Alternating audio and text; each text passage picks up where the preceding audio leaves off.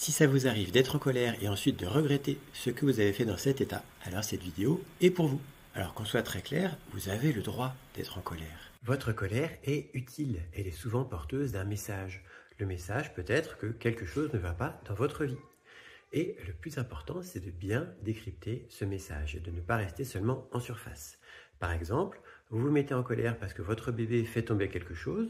Ça peut être l'étincelle qui fait déborder le vase, mais ce qui a rempli le vase, c'est-à-dire la cause profonde de votre colère, la raison pour laquelle vous êtes dans cet état-là, c'est parce que vous n'arrivez pas à dormir la nuit. Le problème, c'est quand, sous l'état de la colère, on fait des gestes ou on dit des mots que l'on regrette ensuite.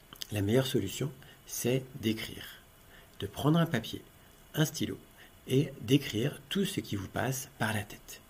Vous exprimez toutes vos frustrations, tout ce qui ne va pas dans votre vie. Et là, il y a un petit détail que je vous propose, c'est pour être certain que ce soit un exercice qui vous fasse du bien. Il y a une étude en 2002 sur 132 personnes. Dans cette étude, ceux qui avaient juste écrit leurs émotions, ils étaient très souvent restés dans une humeur assez négative après avoir écrit leurs émotions. Alors que ceux qui avaient réfléchi à pourquoi ils étaient en colère, après avoir écrit leurs émotions, eh bien, ils se sentaient en général beaucoup mieux.